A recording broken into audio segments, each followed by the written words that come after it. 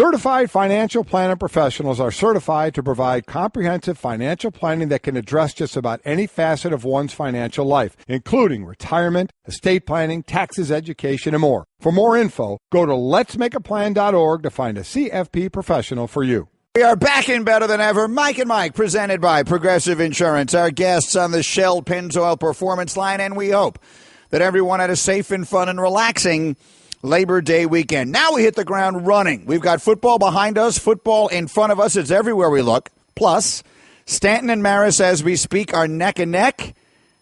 And anytime they want to get around to a decision on Zeke Elliott, will be just fine with us. Big fella, we're ready to go. How we feeling today? Man, let me tell you, awesome. All the great football to watch. Finish off with a great, exciting college football game last night.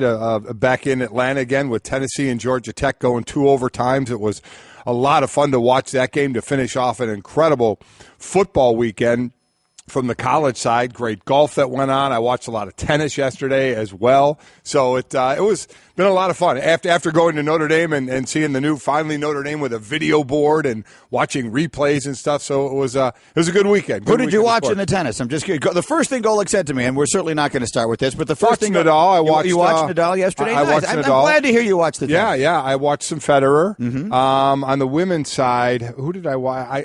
Some of the. Okay, but it's good. Yeah. I mean, I'm just glad we went out Sunday. It's such a great event. It's such a terrific thing. If you get the chance to do, if you're in New York or you get a chance to go, it's a terrific event. It seems like one of those things, not to be derailed already from this, but that to see in person, I know you were there, at least from the men's side, how hard they hit the ball. Oh, yeah. It's got to be ridiculous. Yeah, both sides. The women hit it hard, too, but the men, obviously, it's a different level. Yeah. No, it's, I mean, the athleticism involved in that sport, some people shortchange tennis for whatever reason. I don't know. It's got sort of an elitist country club sort of reputation and probably well-earned. But let me tell you, I will put those guys up as athletes against anybody out there. Yeah, we'll talk a lot about that. I mean, from the women's side of the U.S. Women that are left to the men's side with Nadal and Federer hopefully meeting up in the semis, we'll see. Which was a ridiculously bad decision. Horrible. Going back to the beginning, they should have put them on opposite sides of the draw because everyone's attention will be on that match, and the final will be completely anticlimactic. But that's neither here nor there. Let's get to business. All right, we'll start with a couple of notes on the baseball. How about the night for J.D. Martinez and the Diamondbacks? Yeah, not too bad at all. J.D. Martinez, well, first, as a team, they shut out the Dodgers, who, by the way, have not been performing too well as of late. What, lost 9 of their last 10, I believe it is. They lost 13-0 to the Diamondbacks. J.D. Martinez hits 4 home runs. He's the first player to hit 4 home runs in a game against a team that was at least 25 games above 500. First player to homer in the 7th, 8th, and 9th inning of the same game. First player in a 4-home run game to have more home runs than the opponent had hits. The Dodgers only had 3, and he's the third player to homer off 4 different pitchers in a game. Really just an amazing stat. They're the only team in MLB. What would you think really quickly? I want to quiz you on this. Yeah. More in baseball history, unassisted triple plays, 4 home run games, or perfect games? The most, I'm going to say unassisted triple plays is the least. I'm going to say there's more 4 home run games than there are perfect games. There are less. This is interesting. The rarest occurrences in baseball, there's only been 5 20 strikeout games. Next is 15 unassisted triple plays. 18 4-home run games, 23 perfect games. Then you get into 273 no-hitters, 318 cycles, and all that. I would have thought there would have been more 4-home run games than that. Well, J.D. Martinez added to that list last night. You were right, by the way, that the Dodgers have lost 9 out of 10. They're still up 12.5 games in the division. And by the way, Martinez, 4 home runs overshadowed what was a huge performance by Robbie Ray. Robbie Ray, 14 strikeouts. His 4 10-strikeout games against the Dodgers this season. Incredible. He's the first pitcher all time with 4 10-strikeout games against the Dodgers in a season. His 53 strikeouts against the Dodgers this season are the second most all time. Christy Mathewson did it in 1908. He had 58 strikeouts. Ray has 53. Oh, by the way, he had a couple RBIs as well. Off the top. Giancarlo Stanton hit his 53rd home run of the season yesterday. So as I mentioned in the open, he and Maris, now, of course it isn't really the record chase, but not. Some people will view it in some degree of that way. He and Maris are right now neck and neck. Yep, they are. At this date, Maris, Stanton, and one of the years of Sammy Sosa At 53 home runs to this point. He has a 15 home run lead over the next closest, which is Aaron Judge. 261 home runs in his first 8 seasons. He passed Prince Fielder for 10th most home runs through a player's first 8 seasons. So he's homering. Unfortunately, the Marlins are losing, though, not helping them much there. Off the top. Golic watched the golf yesterday, which means he saw Justin Thomas continue what has been a sensational season on a day filled with big performances from big, big names. Justin Thomas, 6th player since 1990 to win 5 times with a major in a single season. The only player to do it and fail to win the PGA Tour Player of the Year was Jason Day. He was beaten by another player who won 5 titles with 2 majors. That was Jordan Spieth. By the way, of 5 wins in a major and with a major, Tiger Woods has done it. We have all these names like Nick Price did it in 94, Vijay Singh did it in 2004, Jason Day 2015. Tiger Woods did it 7 times. 7 times. 7 times. He won at least 5, including a major. It was an element of dominance that you're never going to see. No, you're again, not. right? You're not going to see that. And certainly, it's the kind of thing that comes along, once every other generation. Off the top. And finally, Golic, watch this as well. Rafa and Roger both continue to advance at the U.S. Open on their way to what will be a showdown ridiculously in the semifinals. Yeah, it's a shame that that's going to happen. But, and I love Nadal when asked about it, the possibility of the matchup. He said, let's talk about it when we get there. Yeah. They each have another match to go. I'm more impressed. Let's talk about the other side. How about the American women left? Venus Williams, Sloane Stephens, Madison Keys, and Coco Vandeweghe. That's one of the people I watched yesterday as well. It's the first time that many American ladies reached the quarterfinals at a major since Wimbledon in 2003. And how about for Sloane Stephens? She's in action today. On August 7th, she was ranked 934th in the world. Then she had back-to-back semifinal runs in Toronto and Cincinnati. She jumped to number 83. Yeah. And she's one of the 4 U.S. women left, so pretty cool there. And that's Off the top. Off the top with Mike and Mike, brought to you by Zyppah. Go to Zyppah.com. That's ZYPPAH.com.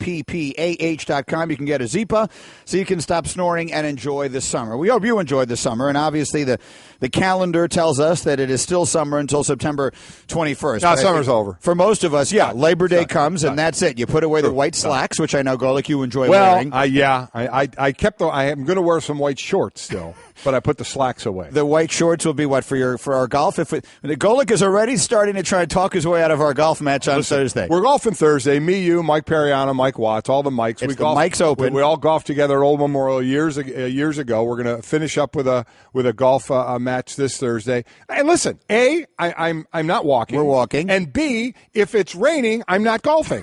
I mean, it's very simple. I'm not a complicated man. You, Watts, and Periano, you guys are all golf nuts. You'll walk and you'll play in the rain. I will not walk and I will not play in the rain. So enjoy the threesome, by the way, if it's raining. He does not like it, Sam. I am.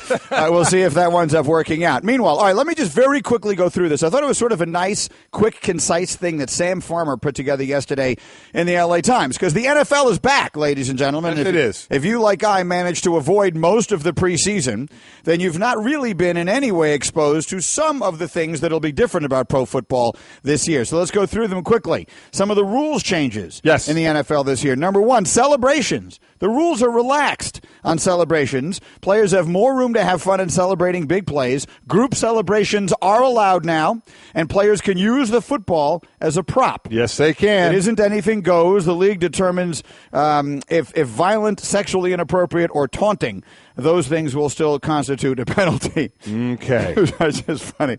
Sexually inappropriate or taunting.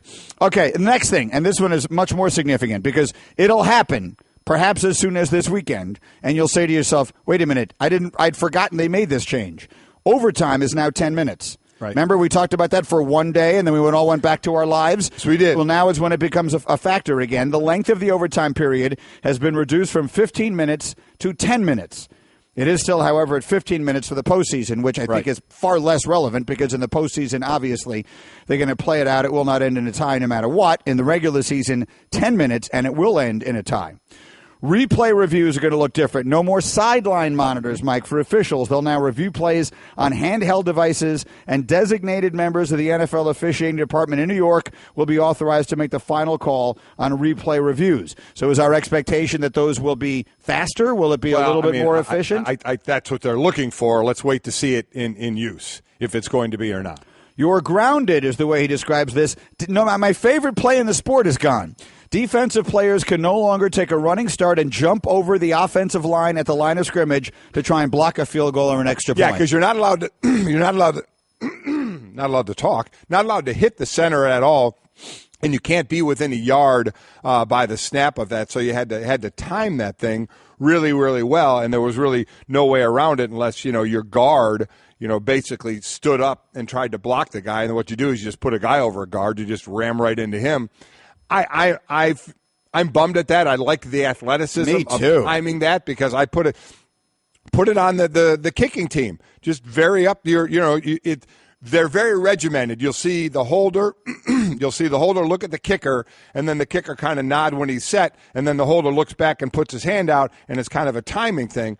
God forbid we make them throw off their timing. God forbid we make them have to time it a little bit differently so they can't let a guy with incredible athletic ability jump over a center. Let's just make sure we keep doing everything so people can score as many points as they can. Perfect. Yeah, I'll finish. Come on. I'll fill in the unspoken one there. God forbid they do anything for the defense. Are you kidding me? Wait a minute. Wait, there's athletes on that side of the ball, and they're doing something athletic to stop scoring? Let's get that out of the game. Yeah, that doesn't fit into DraftKings this weekend. I mean, are you kidding me? Well, defense and special teams, they are significant. Actually, the Jets are a very good buy on DraftKings this weekend against probably a rookie quarterback. All right, under 12 minutes. First mention of the Jets. Just on defense. Mm-hmm. Whatever, you mentioned them. There will be no others. Touchbacks are coming out to the 25 again this year. That continues not to be a permanent rule. It is on a year-to-year basis. It didn't work in year one, let's face it. They flat out they wanted more touchbacks. They got less. Yep. Teams aren't going to kick the ball in the end zone if it comes out to the 25, but that's where it's coming. And then finally, 2 strikes and you're out. If a player is penalized twice in the same game for certain types of unsportsmanlike conduct fouls, he is automatically ejected. Those are a few of the rules that we can look forward to as the NFL gets started. And we want to hear from you this morning. Mm-hmm. We are bringing back hashtag Too Far Tuesday. Right. We are looking for hot takes, if you will. We're looking for predictions from you on things you expect to see that might be pushing the envelope. Don't be ridiculous. Right. Like you had one that you liked. I had one that Tom Brady is playing so great in the NFL that they're retroactively going to give him the Heisman Trophy from when he was at Michigan. That's too far. We'll save that for much too far there Tuesday. You go, yeah. Today we're going to go just a little bit too far. And we got this idea. We did it last year, but we wanted to resurrect it this year because I saw a couple of good hot takes that NFL Nation put out. Saw it. So let me read you a hot take, Mike, and you tell me you agree or disagree. This one is on the Patriots, and Mike Reese posted it. Talk of a potential undefeated season will end early, he says. The Patriots will lose one of their early season games, potentially as soon as week 2 at New Orleans. Issues at defensive end and depth at left tackle will show up early before the team finds its groove. Home to Kansas City, at New Orleans, home to Houston, home to Carolina. That's their first 4 games. Listen, it's the NFL. I get it. And in New Orleans, they can score a lot of points, and we'll see where they are defensively. But I don't, if you're asking me, I'm betting on New England until they lose. They're like Alabama. I will bet New England and I will bet Alabama until they lose. They also have about a half a bye week leading into that New Orleans game for what it's worth because they play Thursday and then they won't play until the following Sunday. Next NFL Nation hot take from Pat McManaman in Cleveland. This will be the 5th consecutive season, he predicts. The Browns have 3 different starters at quarterback. He predicts that Kaiser, Kessler, and Hogan will all start games. Agree or disagree? I'm going to disagree on that. They took care of their O-line a bit on the interior of that, where the quarterbacks are just getting destroyed last year. They need to find out what Kaiser can do and if he's going to be that quarterback. So I think he gets every benefit of the doubt. So I would imagine we're talking about injury there. So I don't see that. I don't see that happening. I think that O-line is going to be better for them this year, and I do not think they'll have 3 starters. One more NFL Nation hot take to set up our Too Far Tuesday. This one's on the Giants, and it is the Giants will finish as the league's top defense in yards and points. It's the second year in the system for Janoris Jenkins, Damian Harrison, Olivier Vernon, Jason Pierre-Paul is another year removed from the fireworks accident. A couple of safeties they upgraded from last year. This unit takes it to another level, it says, and the Giants will be the league's #1 defense in both yards allowed and points allowed. Does Golick agree? That wouldn't shock me. I mean, that is one I wouldn't bet the house against. They're an excellent defense. They get after the quarterback. They have rushers.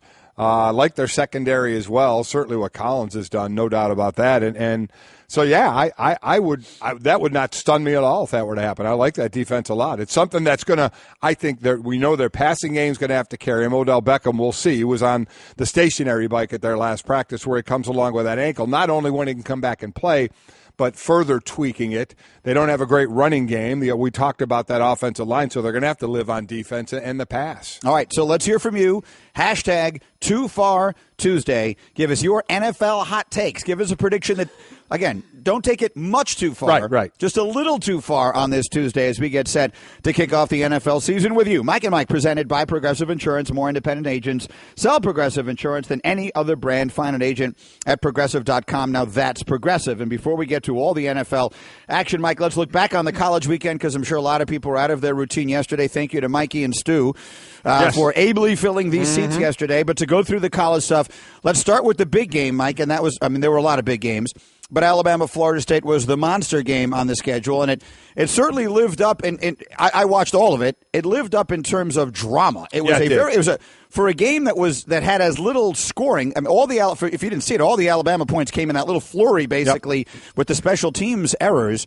But it had a lot of drama, and of course, the worst of it being DeAndre Francois being out for the year. Listen, it ended up being a 24-7 win. So now, Nick Saban is 11-0 against former assistant coaches and all double-digit wins by at least 14 points. So they did it again here. They just kind of do what Alabama does. It's a close game, and then they just kind of one way or another, for some reason, in this case, it was special teams, a block field goal, a block punt, that helped them along the way. And Alabama just keeps churning it out. The shame of it is, now listen, Florida State and Jimbo Fisher saying exactly the right thing. He said there's nowhere written in the rule book that our season is over because we lost a starting quarterback. Nowhere written that the next guy coming in, which is going to be a freshman, by the way, and Blackman coming in, it can't play well. And I agree with that. But it is a shame. I mean, really looking at it, DeAndre Francois gets hurt toward the end of the game. A lot of people saying, should he have been in the game? I don't want to hear that. Players stay in the game. You play a tough game like that, you stay in the game. I understand that, so I'm not going down that road. But he's done for the season, hurts his knee.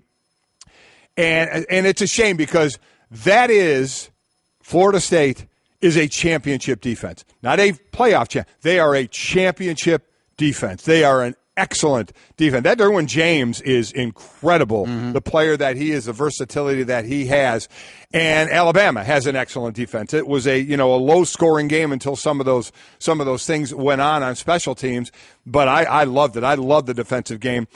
It was. So Florida State loses their quarterback. That is just a monster blow. Alabama actually lost a couple of starting linebackers as well, one with an elbow, one with a torn biceps. So they'll have to go into their depth right away from the linebacking position. But for Florida State, much worse there, losing Francois, a guy ready to take that next step as a second-year starter. So that's going to be trouble for them. We both thought the loser of this game, and we thought it was going to be Florida State, would not come back to make the playoffs, and that was even if they had DeAndre Francois. I just don't see it happening. Me neither. You leave yourself no margin for error. Again, I love that they schedule these early season games. If I was a coach, I wouldn't do it. That has nothing to do. Like, the way the game turns out has nothing to do with it. We mentioned Alabama's losses, and we should also mention, for those who've not heard, absolutely tragic news. Horrible. Within the Alabama football program, the son of their assistant coach, Mike Loxley, was shot and killed in Maryland on Sunday, which left, as the story says here, players and coaches with a lot more than football on their minds. On Monday, Nick Saban said that the program will support the coach and the family in any way they can. Tragic news, going after that game. That's such a build-up for the game, and that obviously takes front and center. As Nick Saban said, they'll do anything they need to do to support Mike and the family. So that was horrible. Michigan, Florida next was a game that people had a lot of eyes on, and I know you had some questions about Michigan in a rebuild rebuilding kind of a year. That defense looks awfully is fantastic. Defense, I talked about Florida State and championship defense. That Michigan defense is for real. A lot of people are going to talk about Florida with the 10 players missing. A couple were starters, their top running back, top receiver. Others were kind of depth guys. But that Michigan defense is absolutely for real. The Florida offense, again, is going to be bad. They just don't have a quarterback. They started with the kid Franks, went to Malik Zaire, the transfer from Notre Dame, and it just wasn't working out. They still have Del Rio, who was in that mix as well. They're going to struggle there offensively. I do like their defense. If they didn't have a couple of pick sixes there, this game would have been an absolute Same blowout. thing happened in the Ohio State game last year with Michigan, you'll recall. They dominated the action for so much of that day, and then a couple of big mistakes on interceptions wound up being an enormous factor in that game long before any officials' calls, one way or the other. Michigan, I believe Michigan's defense is for real. They are for Harbaugh's real. getting his guys in there now, so he likes big, stout listen, that's Big Ten. He likes that. And they only had X amount of starters coming back. He's got a number of guys in that defense who saw a number of some time. So they just weren't starters. So sometimes that's skew a little bit. Plus, he's bringing in great talent as a recruiter, and their defense is excellent. For those of you who didn't see the game, don't let the final score fool you. The Michigan defense allowed 3 points on the opening drive and no more the rest of the way, and they allowed Florida 11 rushing yards on the day. Michigan is for real. Golick was happy with Notre Dame's performance. I was happy with Northwestern's win. So all of that is on the table this morning as well. All right, we're rolling on. Mike and Mike presented by Progressive Insurance. Great guest list today on the Shell Pennzoil Performance Line. Peter King to start the season with us. Stu Gotts today, and Darren Woodson and Paul Feinbaum, and a whole lot more. And don't forget the hashtag #TooFarTuesday. Let's hear from you. Your picks for the upcoming NFL season. Coming up, we'll go around the NFL, including, Mike, a trade that I believe spoke volumes about the future of maybe the greatest player of all time. Hey everyone, Mike Golick here. Support for Mike and Mike podcast comes from our friends at Rocket Mortgage by Quicken Loans. Chances are you're confident when it comes to your work, your hobbies, your life. Rocket Mortgage gives you that same level of confidence when it comes to buying a home or refinancing your existing home loan. With Rocket Mortgage, you can apply simply and understand fully so you can mortgage confidently. To get started, go to rocketmortgage.com/Mikes. Equal housing lender, licensed in all 50 states, NMLS consumeraccess.org number 3030. Home isn't just a place, it's a feeling. Whether you're at home, your business, or online, ADT helps keep you safe. With security systems, home automation, alarms, and surveillance, so you can feel at home wherever you are. Go to ADT.com to get that feeling. ADT. Home. Safe home. Right now. That's the second time I've done that. Can you guys take the 5-point stance sounder off of my board? Because obviously, I always hit that one wrong. I wanted to hit a little football sound effect to set up our Too Far Tuesday. That's the one that I meant to hit, but right above it, there's another one that has words on it, and whatever. I'd love to have the last 20 seconds of my life back There again. you go. The hashtag is Too Far Tuesday this morning with Mike and Mike, and we're taking your hot takes, but we don't want them too hot. We want them like lukewarm today. We want like slightly above room temperature. Are you saying takes. just kind of ease into this? Well, don't give like you gave a good example. Don't give me like Tom Brady will be so good they'll retroactively give him the Heisman. Yeah, let's not get crazy, but you can get out there a little bit. Something that is possibility of happening. Yeah, so you tell me, Mike, how hot is this take? Is it too hot for you or not hot enough? Crimson Joe tweets, the Cleveland Browns will finish tied for second in the AFC North. Hashtag Too Far Tuesday. I like how I didn't say second, tied for second. That's a very specific prediction. It is. It sort of tempers it. Assuming we think that Pittsburgh is the team to beat there, Yes, is he suggesting that they will finish tied with Cincinnati for second?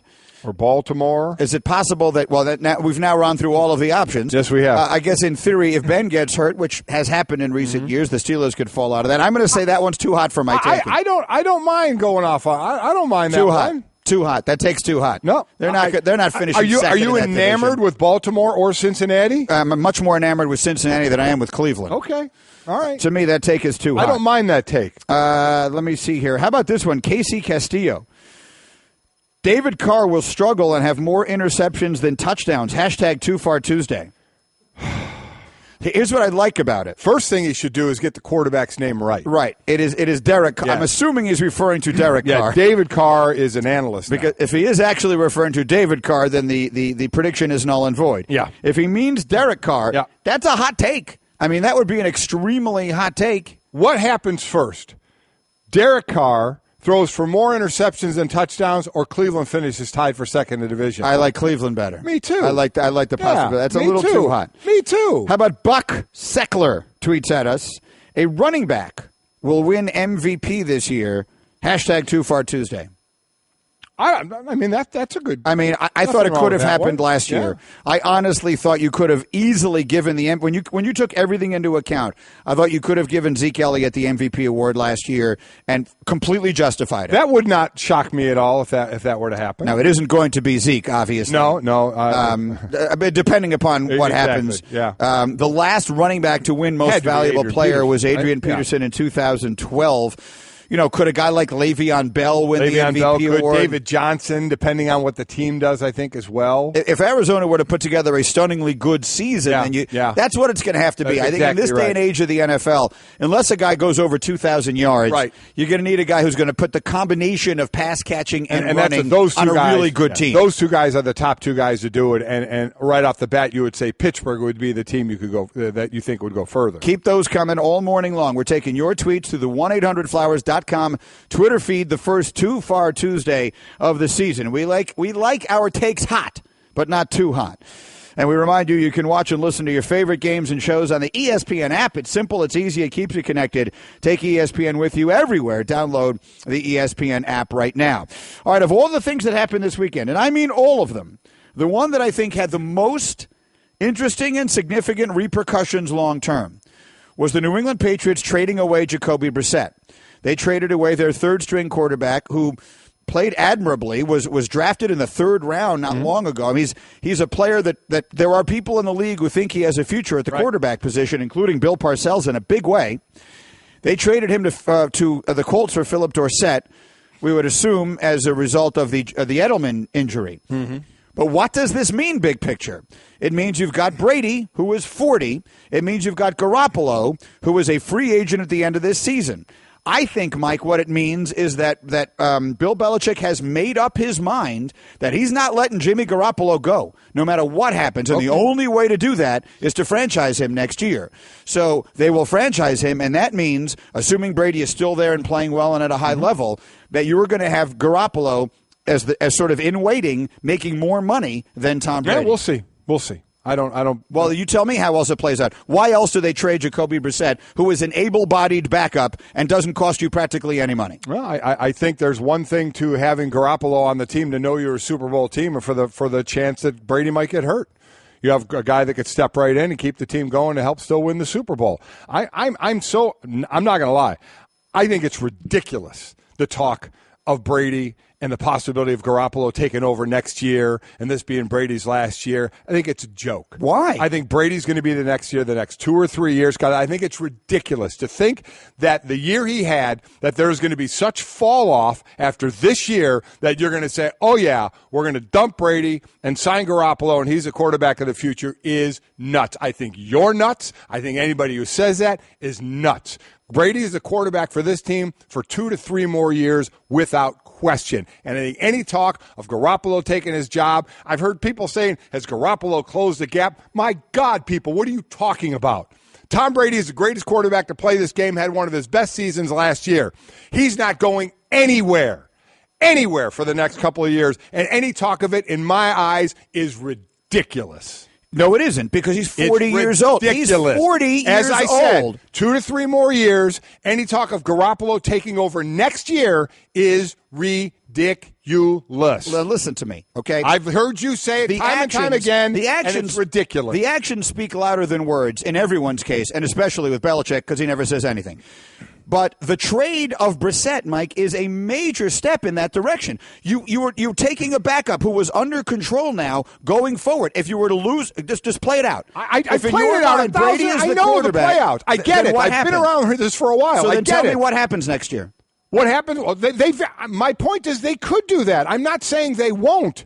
My point is all of you that are saying, well, they're going to do to Brady what they've done to everybody else. He'll have some time left. He'll be gone. They're going to put Garoppolo in there. Whatever they do with Garoppolo, I don't care if they franchise him. I'm telling you that Brady will be the quarterback for 2 or 3 more years to that team. But I don't care if they want to franchise Garoppolo. Give him a big. Well, they couldn't give him a deal that somebody else would give him. They would have to franchise him. Realistically speaking, that's fine. If you're saying I'm not, no, I get it. They might do that. Where I think you're why nuts. do you do that? Play it out. Why do you do that? You do that because you believe he's your quarterback of the future. You don't want to pay that guy $25 million until Brady to never keeps playing well, and you're not taking him off the field. That's take him off the field. No, you will when not. He starts to show slippage, which reasonably speaking has to happen. Get back to me when it happens. Get back to me when it happens. So, and as I said, 2 to 3 more years, he'll be the starting quarterback for the New England Patriots. Whatever you want to do with Garoppolo, that's fine. You want to keep paying, you want to franchise him, go ahead. I don't care. I'm just telling you what I think is going to happen. And anybody who sits there and keeps saying it's going to change earlier than that, I think you're nuts. It's a hell of a lot of money to pay a guy if you're not planning on paying him. Yes, it is. And it'd be a hell of a stupid move if Brady is still playing well to put him on the shelf. Well, if Brady is still playing well, it doesn't even come up. That's exactly right. That's my point. But Belichick is smart enough to recognize that Brady, among other things, is a human being. Okay, right. And human beings, no matter what, it has to start happening. So he's playing the odds. I get it. All I'm saying is I think Brady has 2 to 3 more years. What don't you understand about that? That part of it is fine. We're agreeing. But you don't think that the trade of Brissett is telling in some way? Telling him what? Garoppolo was going to be the quarterback of the future. We all knew that. They didn't trade him away. If they didn't trade him away last year. They can't control him forever. I understand that. They can only control Garoppolo for a limited period of time. Because they didn't trade them, I knew this already. Trading Brissett didn't mean anything to me. Them not trading Garoppolo was the thing that was important. It said, we want him on this team. A, in case Tom gets hurt, we think this guy can step in and still lead us to the Super Bowl. And B, he's going to be our guy of the future. I knew that when they didn't trade him. Trading Brissett didn't do anything for me. That just gave him some more weapons, which they obviously can use. Yeah, again, I think that is a result of the Edelman injury, right? Which is fine, and I was so disappointed that Austin Carr didn't make that team, and I really believe he would have played great there. He got signed by the Saints, so I'm happy for him.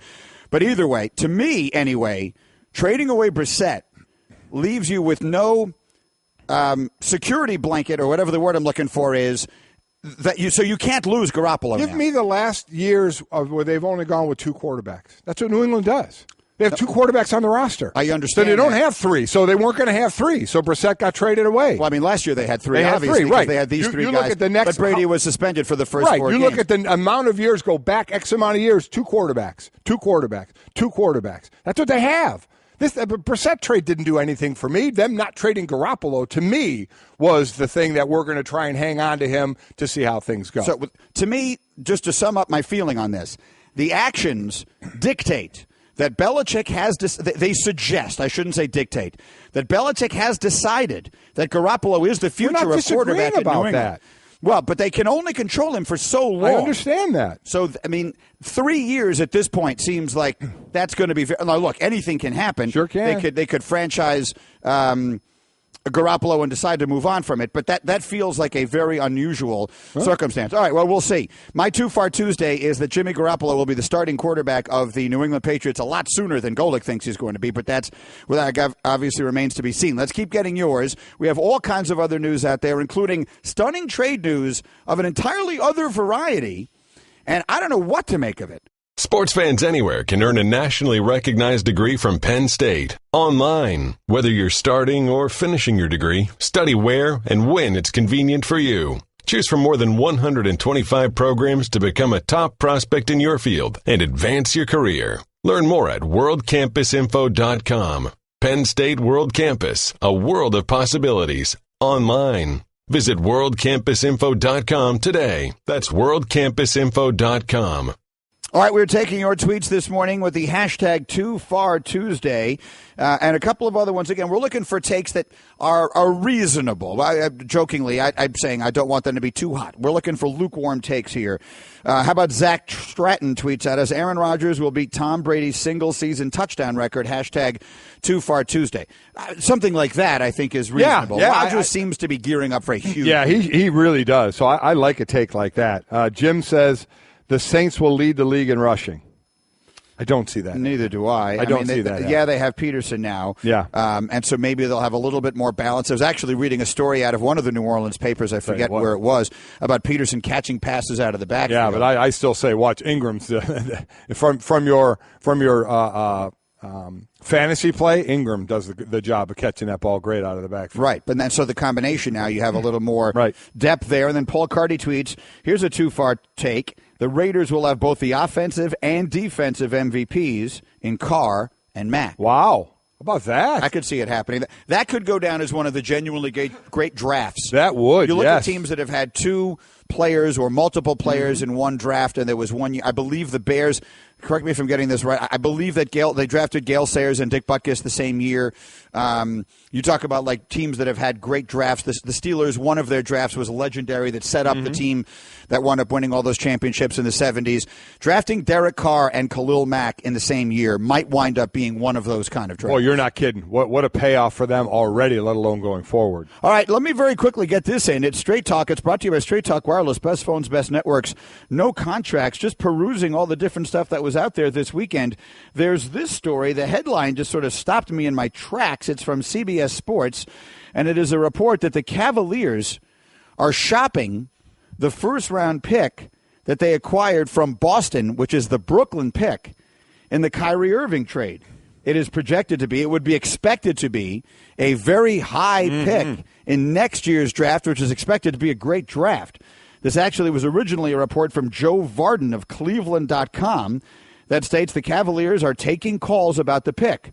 Quote, as owners of the Brooklyn #1 pick, which could be a top 5 pick in next year's draft, Cleveland has fielded numerous calls already about a potential trade. Could be part of a major trade package for the Cavs later this year, or conceivably, the Cavs could make that pick next June. Well, conceivably, right. Obviously, if they could. The point is, if they're willing to trade it, we have all looked at that pick as though that is their setting up Good their springboard future for the future, yeah. in a post-LeBron world. But I think the best way to keep LeBron is to win a championship. I think it would have to be real tough for him to walk out the door like, okay, celebration, parade, departure. I'm gone. Yeah. That's a tough transition. I agree. So win a title. So parlay that pick into I don't know exactly who it is, but into someone that you could get right now who would make a significant difference. Is there a player you could see them trading for that would significantly close the gap between themselves and Golden State? Does that exist? Does that trade exist? I'm trying to think who it would be and where you would go. And obviously there have to be contract ramifications, salary cap ramifications involved in that as well. It's easy to say, well, could you talk Oklahoma City into trading Russell Westbrook if they think that they're going to eventually lose him as a free agent? Pick a guy, right? Could you trade that pick to Oklahoma City for Paul George? There's a rule, I think, about how quickly a guy can get dealt after having been dealt already. I don't know exactly what that is. I'd like to see from that report what people think what would help them, where they could go. But, I mean, in a world where Cleveland is trying to – they could go one of two ways. They're trying to win right now. That would be the ultimate in trying to win right now, as opposed to trying to set up their future. Because you could set up – look, they could clear the deck. If LeBron leaves, they don't sign Isaiah Thomas back, and then they start all over again with that very high first-round pick. So to trade it away is really pushing all of your chips. All your chips to say, let's try and win this thing. And if we win this thing, does LeBron really walk away? That, to me, is a really fascinating thing. If they decide to trade that pick, and who would they trade it for? What? Yeah. Straight Talk Wireless, nationwide coverage on America's largest and most dependable 4G LTE networks. We are knee-deep in football season and thrilled that you are along for the ride with us on this Too Far Tuesday. Keep those tweets coming with the hashtag Too Far Tuesday. Peter King jumps into the conversation as we continue with thoughts on Zeke Elliott's appeal and a whole lot more. We're waiting, expecting some news on that today. Back in a moment. First time skydiving? Sure is. Okay, you just open the door like this and you jump. Wait. Should we be like in tandem? Tandem? tandem. That's a great idea. Are you a certified instructor? No, but I love parachutes and I love people. Here we go. You wouldn't take chances with an uncertified skydiving instructor. Don't do it with your finances. Find a certified financial planner professional today at letsmakeaplan.org. CFP. Work with the highest standard. Daddy, where do babies come from? Honey? Mommy went to the store. Oh, well, you see, there's a mommy and a daddy, right? Right. And see, when they call Geico, they could save a bunch of money on car insurance. Oh, really? And that makes them happy? Yes, that makes them very happy. That's good. Yeah. Well, I'm glad we could have this talk, Sunshine. Geico, because saving 15% or more on car insurance is always a great answer. Football season is finally here, and DraftKings, the leader in one-week fantasy sports, is giving you a shot to be crowned the first ever fantasy football billionaire. Draft the perfect lineup this Sunday, and you can win $1 billion. Just use code REPLAY to play in DraftKings' free contest with $100,000 in total guaranteed prizes this Sunday. And if you draft the perfect lineup, you can win $1 billion. It's free. Why wouldn't you try? DraftKings.com code REPLAY. Eligibility restrictions apply. See DraftKings.com for details. Here we are, Mike and Mike. We're rolling along and busy on this Too Far Tuesday. Hope everybody had a great Labor Day. We're presented by Progressive Insurance. Our guests on the Shell Pennzoil Performance Line, they will include our friend Peter King from the MMQB.com. He'll join us shortly. Stu Gotts will join us an hour from now. Darren Woodson today, Paul Feinbaum all around the college.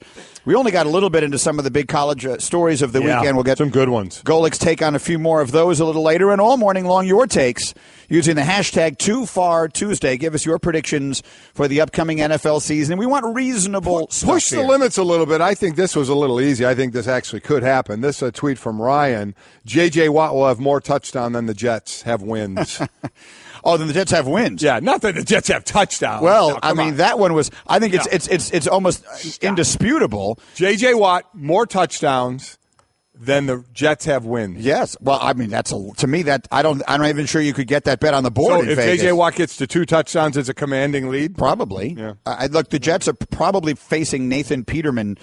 At last I've seen as the starting quarterback for Buffalo this weekend in the openers. That could be, you want to talk about terrible football games. Yeah. I mean, that is a terrible, terrible opener if that is what winds up happening around the league. And, of course, we have a bunch of weather-related NFL stuff as well. Houston and Jacksonville, it's confirmed they will play in Houston this weekend.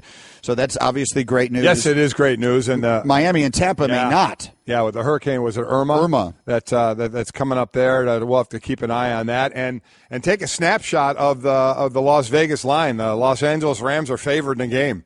Wow.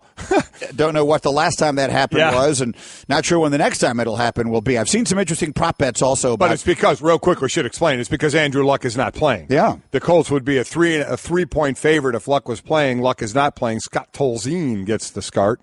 So the Rams are actually a 6-point swing in the line there. You know, it's funny. I remember when we first started getting word when they opened camp and Luck's not back and he's not throwing yet, and it was a very it's I was saying that. Deal. I was saying no need to have him throw. Just make sure everything is fine. But boy, it has certainly taken a turn, hasn't it? It's taken a huge turn. So we have all that in the hopper and a whole lot more. But before we get Peter King in here, this is sort of an interesting one. I just threw out there the story that we got from Cleveland.com over the weekend is that the Cavaliers are taking phone calls. I'm going to use the word actively shopping. That might be overstating it, but they're at least open to the idea, it seems, of trading that number 1 pick they got from the Celtics by way of Brooklyn, or actually from Brooklyn by way of the Celtics, in the Kyrie Irving trade, which is an extremely valuable asset. And I think we all looked at it and figured that's their future. That's the pick they're getting to assure themselves of being able to kind of start over again if they lose LeBron. And so we were trying to think, well, if they're really going to trade that, how do they do it? How does the money match up? And I got a note here from our assignment desk, from Chuck at our assignment desk. How do you like this? And the money matches up. The Brooklyn pick and Kevin Love for Anthony Davis. How do you like it? How would you not like it? Well, I mean, if you're New Orleans, if you don't believe that Anthony Davis is going to be with you forever, right. you don't do it under any circumstances if you're New Orleans, if you believe that Davis is going to play his whole career there. Oh, it's exactly right. But if you believe he isn't, then you're building around a high first-round pick and a good player in Love who could sort of reassert himself into being potentially a number one guy, a dominant player. Right now you have DeMarcus Cousins. Yeah, I don't know who knows? what I don't that know would how mean long for his that's gonna future. last. Yeah, right. But that would be, that was the one that immediately jumped into Chuck's mind. He sent it to me. Well, if you're Cleveland, it's the greatest move of all time. Without a doubt. The question is, would New Orleans do it? And the answer is probably not. But if they really didn't believe they would keep him, he re-signed when? 2 years ago now? I think it was 2 years. How many years left does Davis have on his contract? But we're told the money works. So that would be an interesting one if we see how it happens. Well, that would. All right, well, we'll see as the summer continues to work on. It's been a very interesting offseason for the NBA. It's been an equally interesting offseason for the NFL, and that offseason is now 2 days away from coming to an end. We kick off on Thursday night, and our friend Peter King from the MMQB is standing by in the Shell Pennzoil Performance Line helping us get set for the start of Pro Football 2017. Good morning, Peter King. Good morning, man. And, you're talking about Cleveland, and it just seems like the case in every sport in Cleveland. They're always talking about draft choices and trades. And it almost seems like, especially with the Browns, really, that almost seems to be as important. The second season is as important as the real season. And it looks like it's starting to be the same way with the Cavs, too. Be careful, Peter. I'm from Cleveland. Listen, be careful. The Cavaliers, the Browns have 2 drafts in 2018. Yeah, right. They do. They have 2 drafts. They have 2 ones. They have 3 Mike, 2s. You know what? Yeah. What they have. I mean, what's the amazing thing when you think about these Browns is that over 2015 versus 2018, they've got 48 draft choices. I mean, that's more than you need to fill a team. That's over 4 drafts. That's like 16 more draft picks than you're supposed to have normally in the NFL. So, I mean, they better make a team out of this. I don't know what I'd do if I was Jimmy Haslam, and in 2018 or 19, I'm not competitive. I think you throw up your hands and basically say, the curse is real. Well, I mean, but anyway, you got to give him the chance. You got to give Kaiser the chance and see what happens. That was my thought. I mean, they've been so inept over the years. I guess you just have to wait and see how this latest plan turns out, right? I don't know if anybody is saying, "Oh yeah, they have it figured out now," but at least you have to give them the time to see where they're going. Correct? Absolutely, and they should. And I talked to Haslam at length during training camp, and he said, this is our team. This is my team, and we're giving them the opportunity. So I don't care if they go 2-14 this year. Hugh Jackson's not in jeopardy. Sashi Brown's not in jeopardy. They'd have to rob a bank in Cleveland and rob in daylight to lose their jobs. All right, so let's move on to other things here, Peter, and let's start with a trade. So the Patriots kick off the season on Thursday night against the Chiefs. I know you have something special planned for that, and we'll get to that in a second. But in the first hour of our show today, Mike and I got a little bit into the Jacoby Brissett trade over the weekend, which stunned me. And I think that it has a lot of ramifications. What was your takeaway, and what does it mean big picture for the future of Jimmy Garoppolo in New England? I don't think it means anything for Jimmy Garoppolo. I honestly don't. I think this means that the Patriots had a good chip to use, especially after his great performance Thursday night in the inter-squad scrimmage. I refuse to call it any sort of a game against the Giants. But he had developed to the point where he was worth something. And so now the Patriots simply made a trade for a potentially significant piece, Philip Dorsett. And I know everybody wants to say, well, this means they're going to franchise Garoppolo next year and all that stuff because they don't have the insurance now with Brissett. I don't think it means that at all. I think it means the Patriots will see where they are in February 2018. I don't think this guarantees anything. So let's stay with the Patriots. They open up against Kansas City on Thursday. What do you have planned for that opening game? Well, we're gonna cover the game pretty extensively, but for the first time in 34 years I've covered the NFL, I'm not going to write anything after the game. I'm going to do a live podcast after the game, and we're going to post it. And we're just, media has changed so much, guys, that what we're trying to do is sort of keep up, be new, be different, and so we'll have a live podcast up at 5:30 a.m. on Friday at the MMQB, and we're looking forward to that. Fun. Mike and Mike, Peter King is with us. Okay, let's move on to other matters. We are waiting. I'm assuming any minute now, any hour now, any time now, we will hear something from Harold Henderson on the Zeke Elliott appeal, and then it will go into whatever the next stage of this thing is. What is your expectation of what is about to happen, and what do you think it all means for the league and its relationship with the players? Well, I think, as we all know, everybody expects Harold Henderson, the appeals officer in this, to rule on this before 4 o'clock today. If he doesn't rule by 4 o'clock Eastern time, then Ezekiel Elliott plays Sunday against the New York Giants. But I expect there to be a ruling, and the ruling, I think, judging by the testimony and the fact that there is so much about the accusers, points in this case that have been debated. I will not be surprised if he lessens the sanction from, let's say, 6 to 4 games. But whether that happens or not, I still think the Ezekiel Elliott side will be in court in Texas later today to try to get a temporary restraining order. I don't expect that to be granted, but, when you enter court, anything can happen. My gut feeling is he's probably going to be suspended for the Giants game, but again, it's only a gut feeling. I think we all would go broke trying to predict what's going to happen in court. We did with Tom Brady, and so we'll see what happens. But my gut feeling is he went to the best appeals officer in Harold Henderson, and that gives him the best opportunity for Elliott to get the sanction reduced. So again, we have till 4 Eastern today to have a decision. If there's no decision, then Zeke will be able to play in Week 1 this week coming up. What is going on in Indy with Andrew Luck? I mean, I was one who was saying, hey, don't worry, he's not throwing in the offseason leading up to camp. That's okay. He'll throw when he's ready. But now, missing Week 1, he's not on the PUP list, so I imagine they're expecting him sometime back between Week 1 and Week 6. Any more clarity on this, or this seems to be a real clouded issue? It is a cloudy issue, Mike, and I think when I went to Colts training camp in August, one of the things I was told in no uncertain terms is that Andrew Luck was not going to play football until doctors told the Colts he's absolutely 100% healthy. They have seen over the last year plus that he has not been himself.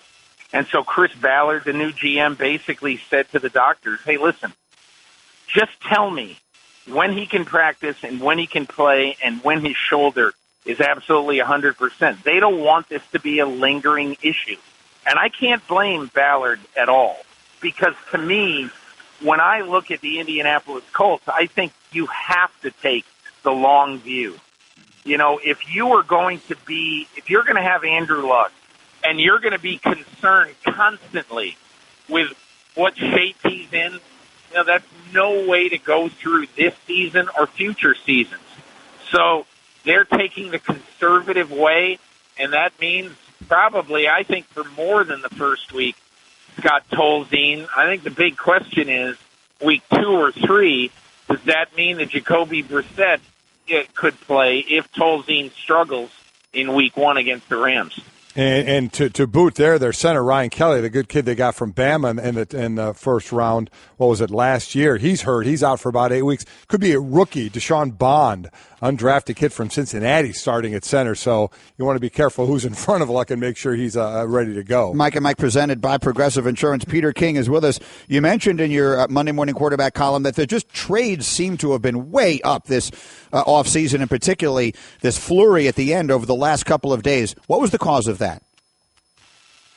In my opinion, there's a new wave of general manager and team in the NFL right now, led by, I think, John Schneider, who in the 2 weeks before the deadline or the roster cut deadline made 6 trades. The Patriots made 5.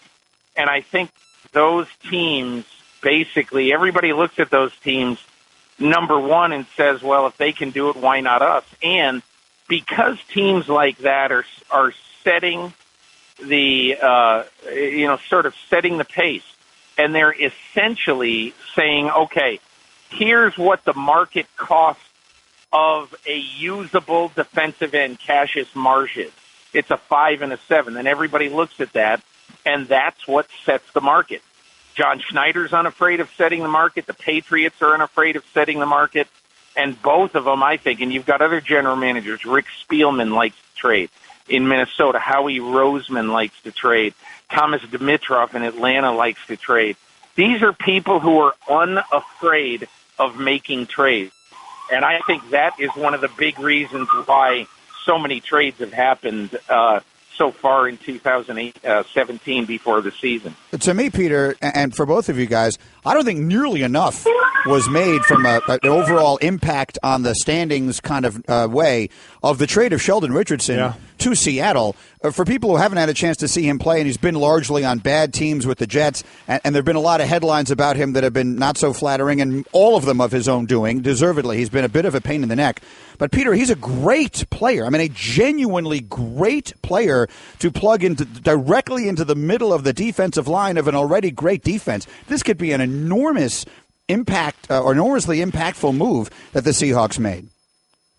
I totally agree. It's one of the reasons why I picked Seattle to get to the Super Bowl, because I think if you look at their front, look, when John Schneider drafted Malik McDowell in the second round, it was clear that he wanted a young, three-technique defensive tackle to disrupt the quarterback. He knows that with Cliff Averill and Michael Bennett, even though they're aging, he's going to be able to get to the quarterback from the edge, okay? But he wanted another young stud in the middle of their defensive line. Sheldon Richardson, I agree totally. I think this is a game-changing trade by the Seahawks. And look, they didn't just get him for 2017. They are going to try very hard to get him signed for 2018 and beyond because they feel like this could be their next Michael Bennett. You know, their next guy who's going to be a real difference maker on a defensive front. And look, Seattle over the last 4 or 5 years has been the best defense in football. And overall. And I think now you got Houston catching up, other teams catching up. To me, I think this is something that John Schneider did not just for this year, but for the next 3 or 4 years. Peter, looking forward to the start of a new season with you, as always, and we'll check in soon down the road here. Have a great day. Thank you very much. Sounds great, guys. Thank you very much. That's Peter King with us on the Shell Pennzoil Performance Line, taking synthetic motor oil performance to a whole new level. Make the switch to Pennzoil Synthetics today. Just to finish up thoughts on that, the Jets wanted to get rid of Richardson for a variety of reasons. Yeah. One is that they spent a lot of money on their defensive line last year by re-signing Muhammad Wilkerson, and they've got Leonard Williams. They're going to be paying. Who they're going to pay. And Richardson has had a variety of issues. Of his own doing, you're absolutely right. But he is an on the football incredibly good player. Let me tell you what, everybody in the NFC just went, are you kidding me? Wait, he's here? And then in that division, I mean, him and Bennett and Averill, Wagner at linebacker, the secondary that they have, oh, my God. He's young. He's talented. He's ridiculously good. Yeah, that was a huge, on already what is considered by many the best, if not right there in the team picture of the best defenses. They add that on the D-line. Peter King came down on your side of the significance of Jacoby Brissett trade and its relevancy towards Jimmy Garoppolo. I'll continue to stand in disagreement to both of you. I don't think that Belichick trades Brissett. This is just my opinion. I don't think he trades Brissett if he hasn't already made up his mind that he's keeping Garoppolo there no matter what happens. And I think that is significant. I do, because if you franchise him next year, you'll have so much money tied up in two quarterbacks between Brady and Garoppolo. Garoppolo will make more than Brady will because Brady is a bargain at his number considering his brilliance. But you'll have so much money wrapped up in the quarterback position, it will put even them in a little bit of a bind. So I do think it is significant. Yeah, I don't. I mean, they don't keep three quarterbacks. They did last year because he was suspended, Brady. I mean, other than that, they don't. So that didn't surprise me one bit of what's going on, and we'll just have to wait and see, you know, where we go with the whole Brady thing, and does he slip enough in your what's slip enough in your mind? What's Brady slipping in your mind? I think it's not a question of numbers or anything. I think it's a question of Belichick looking at it and saying, this is the time. And then it becomes extremely complicated because this is not Richard Seymour and it's not this is Tom Brady, who is, the greatest quarterback of all time. He's like a son to the owner, and that obviously kind of factors into it in a complicated way. And I genuinely believe that he and Belichick love each other. But Belichick has always done whatever is in the best interest of the franchise. I don't think he can if he thinks Garoppolo is the future, it's just this simple. He can't let that guy go. And that becomes really, it could potentially get messy. Maybe it doesn't. I've got a million tweets here of people saying Tom Brady will win the Super Bowl this year and retire. Maybe he will. He keeps talking about wanting to play another 5 years. Yeah, that's exactly right. I mean, this guy genuinely, and a lot of players do, loves the game. Yeah. He loves the game. He feels great right now physically. God knows, he talks about the diet and everything that's going on, and he's in great shape for what he needs to do. I just, as I said, I'll stick by it. 2 to 3 more years, he's a quarterback for the Patriots. Hey, everyone, Mike Golick here. Support for Mike and Mike podcast comes from our friends at Rocket Mortgage by Quicken Loans. Chances are you're confident when it comes to your work, your hobbies, your life. Rocket Mortgage gives you that same level of confidence when it comes to buying a home or refinancing your existing home loan. With Rocket Mortgage, you can apply simply and understand fully so you can mortgage confidently. To get started, go to rocketmortgage.com/Mikes. Equal housing lender, licensed in all 50 states, NMLSconsumeraccess.org number 3030. Home isn't just a place, it's a feeling. Whether you're at home, your business, or online, ADT helps keep you safe. With security systems, home automation, alarms, and surveillance, so you can feel at home wherever you are. Go to ADT.com to get that feeling. ADT. Home. Safe home. All right, we are Mike and Mike, Stu Gods, Darren Woodson, Paul Feinbaum, and more still on the menu this morning, taking your hashtag Too Far Tuesdays. Then we'll do fill in the blank, and then we'll go through some of the college football from the weekend that we didn't get a chance to touch on and get Mike's thoughts on some of the bigger games and performances. Here are a couple of other hashtag Too Far Tuesday. Your predictions. We're looking for lukewarm takes here. Don't get too crazy on it. Push the envelope a little bit, though. You tell me if this is too far. Robert Simon tweets, Carson Wentz wins MVP and the Eagles win the Super Bowl. Listen, I mean, I have them behind the Cowboys and the Giants in that division right now, but I like Wentz a lot. I was a fan of his coming out of college. I like what he's done. I like the direction they're going in Philadelphia. Let's see if it's enough right now. Do they have enough all the way around? I mean, you look at the teams they're battling, and everybody has their areas they have to work on. Cowboys defensively, especially secondary. The Giants, running game, O-line. So I think that's perfect for a Too Far Tuesday, where you don't dismiss it out of hand, say there's no way, because you know what? You just never know. You never know who gets hot at times. You never know if there's going to be that surprise team. I don't expect it, but if it were to happen, it wouldn't be so far-fetched where I would say, oh, my God, that's just ridiculous. Correct. I think it's the perfect definition of the Too Far Tuesday. It's not something I'm projecting to happen, but if it's something – look, there were always things that happen that no one sees coming. Last year on this day, if I had said, here's a Too Far Tuesday, Golick, Dak Prescott is going to be the Rookie of the Year, a legitimate candidate for MVP, and the Cowboys are going to go 14-2, we would have said, yeah, that's a bridge too far, right? Don't be ridiculous. Right. And it's exactly what happened. And as it played out, it didn't seem so crazy. So could we see Carson Wentz, who got off to a great start as a rookie last year, get off to a fast start in Philly this year? The additions they brought in on offense on the outside really start clicking, and that team get it going, and maybe the Cowboys take a step back. Maybe no Zeke for several weeks. We'll see. Maybe some of those deficiencies you mentioned with the Giants wind up being more significant than we thought. I think the Giants are going to be really good because I think they have a defense that can overcome almost any mistakes. That always helps. And if Marshall is healthy with Marshall and Beckham, I think the Giants are going to be really good.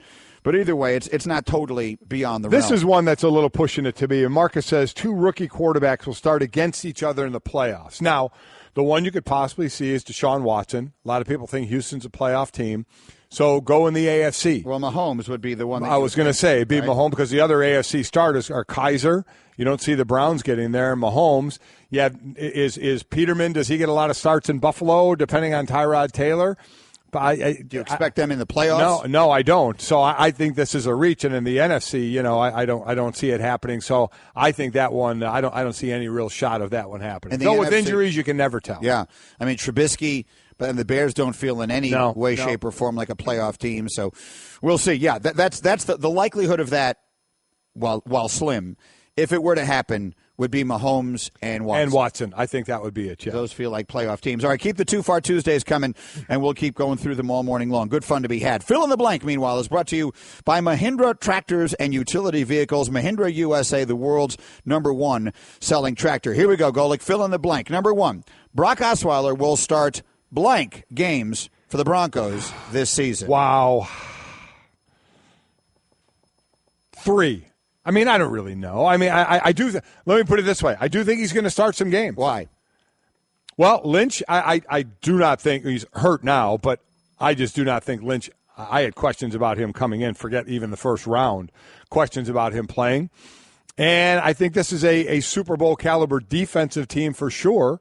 And so we'll see, if there's any sign out of Simeon that, he's struggling. I don't think they'll I shouldn't say I don't think they'll hesitate, but I think they will go to Osweiler. I'm going with my heart over my head. Brock Osweiler will start 0 games for the Broncos this season because Northwestern's old Trevor Siemian will play really well, which he did much of last year. No, I'm with you. He did. Before he got hurt. Next, fill in the blank. Safety T.J. Ward calling the Broncos, quote, unprofessional for cutting him is blank. Yeah. A quick summary of the circumstances of why he's upset. Yeah, he just doesn't like the way he was told that he was released. He was hurt for most of the preseason. He felt if this was the route they wanted to go, they could have let him know instead of waiting the entire time all the way. They thought as he was healthy, he was going to be getting ready for week 1, like everything was just how it was going to be, and then he ended up getting released. He didn't like it. I mean, been a leader on that team. Yeah, he said, maybe they could have owed me a little something. You know what this is? Business. At the end of the day, I've always said that.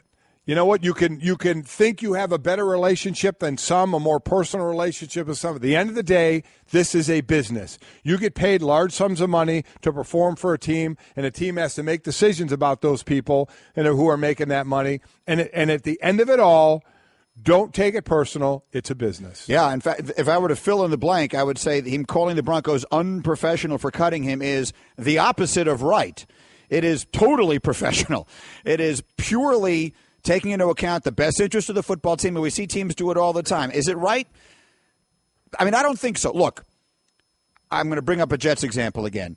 But the year that they traded for Favre, they gave Chad Pennington his unconditional release immediately because he had been such a good player and such a good soldier for them all those years. Rather than figuring out a place to trade him and whatever it is they could do, they just let him go. You know what he did? He signed in the division. He became the comeback player of the year. He led the Dolphins to the playoffs, and he beat the Jets the last week of the season. Does that mean it was the right thing or the wrong thing to do? I mean, who's to answer that question? Yeah. And you treat people the right way. Maybe in the big picture it comes back to serve your purposes. All right, next. Of the following options, a 4-home run game, a perfect game, or a 20 strikeout game, the one you would most want to accomplish is blank. Again, there have been 5 20 strikeout games in the history of baseball in 9 innings. There have been 18 4-home run games and 23 perfect games. I think I'd want the 4 home runs. I'd want the perfect game. I think there's something about going out there as a pitcher, 27 outs. To me, that would be one of the two. 4 home run games. I mean, I'm not saying that I would turn my nose up at any of these, but it would definitely be one of the two pitching things. 20 strikeouts would be so dominant. I mean, you would just have guys. That would be great fun. Not that I would know exactly what it would feel like, but I think to walk out there and go 27 up, 27 down, I think would be sensational. Okay, 20K game, 4 home runs in a game, perfect game. There's one major league team that has done all 3? Yep. I mean, the obvious thing to guess, generally speaking, is the Yankees. Do they have the 20 strikeout game is what I'm thinking. Not the Yankees. It's a really, really good, tall, fast left-handed pitcher in a team he played for. Randy Johnson? Yes, the Arizona Diamondbacks. Yeah. He had the 20K game 20 strikeout in 2001, perfect game in 2004, and then they just had the 4 home run game. Okay, good. I like that one. Next, the filling in the blank. The Cavaliers reportedly shopping the Nets' number 1 pick is telling. I mean, it's saying they're pushing all the chips in for this year. Let's get a player now. Let's try and win this thing now. And if we win it, how can LeBron leave? I'm going to say yes. I agree with you, and I will use the word smart. I think it's smart. I think if your primary objective is to keep LeBron James, the best way to do it is to win a championship this year. They don't have the pieces to win a championship this year right now.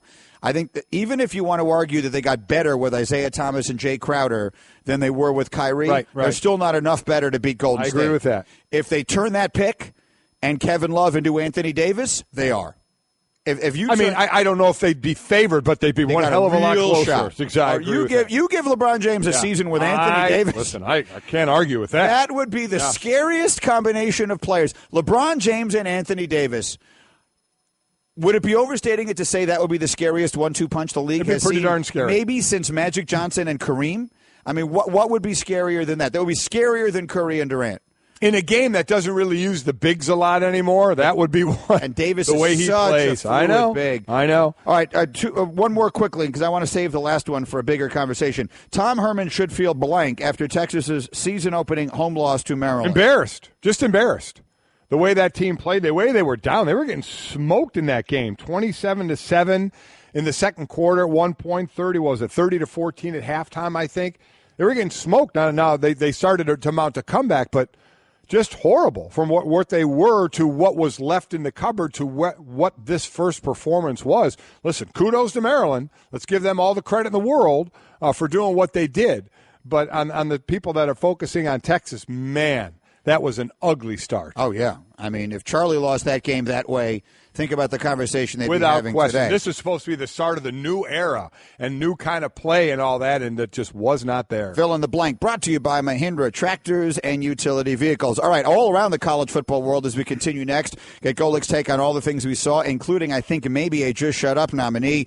Stu Gotson, Darren Woodson, and Paul Feinbaum still on the way, but Sports fans anywhere can earn a nationally recognized degree from Penn State online. Whether you're starting or finishing your degree, study where and when it's convenient for you. Choose from more than 125 programs to become a top prospect in your field and advance your career. Learn more at worldcampusinfo.com.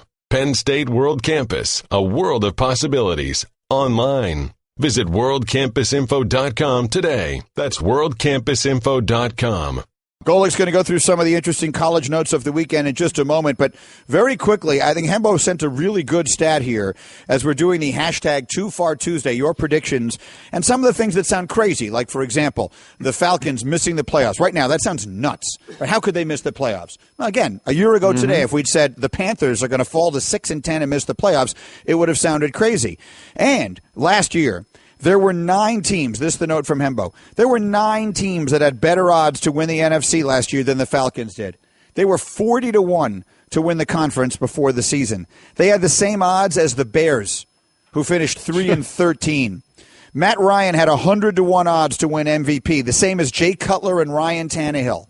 So anyone who says, well, we saw the Falcons coming, unless you made a whole lot of money, I don't believe you. You didn't put your money where your mouth was because there was a lot of money to be made if you saw the Falcons coming. So who's that team this year? Would it be crazy to say it could be the Eagles? You know, No. the young quarterback to come into his own? I don't think that would be crazy. I don't think it would be crazy. Not at all, no. Titans. But those are like all right picks. I don't think anybody saw Atlanta coming, right? I mean, I certainly from didn't. the odds standpoint. Yeah, I didn't. You see knew them they coming. had offensive firepower, but there were some questions about the O-line. They get Alex Mack to stabilize that at center. And then there were certainly questions about defense, but we know what Quinn is getting. He's getting fast players to try and have that speedy, aggressive defense. Would Tampa meet that standard? Would that be a huge surprise? Considering you to have people? the 2 last Super Bowl teams from that division, I guess Not crazy. Keep them coming. Hashtag Too Far Tuesday through the 1-800-Flowers.com Twitter feed. Nothing makes up for your football obsession like a surprise from 1-800-Flowers.com. When you order a dozen multicolored roses for $29.99, you get an extra bouquet for free. Go to 1-800-Flowers.com/ESPN. All right. College football weekend number 1 behind us. Golick, some thoughts. Let's look at, who are the 3 quarterbacks we keep talking about to the next level next year, the top 3 quarterbacks in the draft, Sam Darnold, Josh Allen, and Josh Rosen. So how did they all fare? How did it go with them? Well, not so good for Wyoming and Josh Allen. They got smoked by Iowa 24-3. Allen 23 of 40, no touchdowns, 2 interceptions. Didn't look good.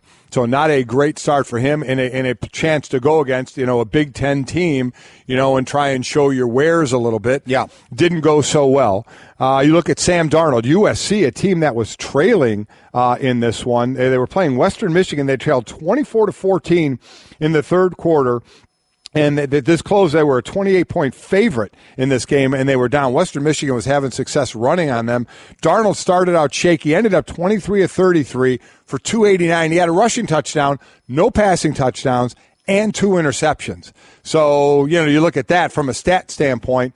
He had a lot of completions, though, and a nice comeback in that one. But the game was a little shakier as a team than most thought. And Speaking of nice comebacks, holy smokes! And then you get to UCLA and Texas A&M, a 34-point comeback, second largest in FBS history. Just ridiculous what was going on in that game, how much Texas A&M were blowing the doors off UCLA. They come back all with the fake kneel down as well, touchdown pass. Rosen ends up throwing 59 times in this game, completes 35, doesn't throw 1 interception, and throws 4 touchdowns. So that was a great comeback for them, which looked to be a shaky, bad start, and would have been 2 of 3 losses if they had lost like Wyoming and Josh Allen did. Can I make an admission? Go ahead. I turned that game off. I did. I didn't see it. That's not a horrible admission. I woke up that game was Sunday. I woke up yesterday in a state of shock when I saw the I was first amazed. thing I see is my ESPN stat pack, and I start reading UCLA miracle comeback. I could not believe I was stunned by that. On the other side of it, for an A&M, Nick Starkel, their quarterback, I think it was the third quarter, they lose him. He's gone. And then, was Sumlin, the coach at A&M, already on some hot water. The one guy on the Board of Regents posts on Facebook talking about, I've kept my mouth shut and hadn't talked about this about Sumlin or that about Sumlin, but now I can't do it anymore. Dude, seriously? I mean, week 1, this is what you post. This is what you want to have out there. Start the turmoil. So basically anybody is going to think, oh, my God, one of the Board of Regents is crushing them. Let's all do it now. I mean, I can't believe that happened in week 1. I think Sumlin is in trouble. I completely agree with that. But to have someone on the Board of Regents do that in week 1, the post that they had on Facebook, I think it was ridiculous. He's an attorney from Houston named Tony Busby, who started his Facebook post by writing, I'm sure I may be criticized for this post, but I honestly don't care. Yeah, keep it to yourself, dude. Don't hit send. And then let's give it up for Howard, right? Howard played UNLV. Yeah. They were 45-point underdogs, 45-point in Vegas underdogs. They won the game, 43-40. You know quarterback Howard? Cam Newton's younger brother. Right. Kalen Newton, he ran for 190, passed for 140. They pull off that upset. Unbelievable job out of them. And they got paid $600,000 to play the game. So UNLV paid $600,000 to have somebody come in and beat them in the biggest underdog to victory game there's been. Yeah. 45-point dog. And then the story of the weekend, no doubt about it, was in the USC game in their win over Western Michigan when they came back in that one and got control in that game. Jake Olson is a guy we followed through the years. He had been a crazy USC fan, and he had a disease where he lost his sight, I believe when he was either 12 or 13. Yep. Was going in the day they knew it was going to happen, such he had been to practices. They had treated him like a king at practice, really brought him into the fold at USC. Now, he's a long snapper there. He's on the team, old enough now on the team, and he went out late in the game and snapped for an extra point on that. He had to hold on to a teammate, and they place him up there, and obviously you can't hit the snapper in football anymore. Perfect snap, and the kick was good. I mean, what a great moment that was for a kid who just grew up a great USC fan and went through what he went through and how that team just embraced him, and it came to fruition on the football field. Really an amazing story. It was a great moment that went well beyond football. Yeah. I met him actually several years ago at Dick Vitale's gala in Florida when he was still little, not nearly old enough to be in college. So, yes, of all the things that happened on football fields across America this weekend, that was the best. Coming up next, against our better judgment. Oh, boy. Stu Gatz, live on Mike and Mike. First time skydiving? Sure is. Okay, you just open the door like this and you jump. Wait. Should we be like in tandem? Tandem? That's a great idea. Are you a certified instructor? No, but I love parachutes and I love people. Here we go. You wouldn't take chances with an uncertified skydiving instructor. Don't do it with your finances. Find a certified financial planner professional today at letsmakeaplan.org. CFP. Work with the highest standard. You're listening to Love Advice with Leanne. Caller, you're on the air. Hi, Leanne. Long-time listener, first-time caller. Why, in your professional opinion, do you never take my calls off the air? Is this Carl? Yep, it's Carl. I mean, we had a few dates. Everything was great. I thought, Well, when you switch to Geico, you could save a lot of money on car insurance. Okay, awesome. You should call them. I will. Geico, because saving 15% or more on car insurance is always a great answer.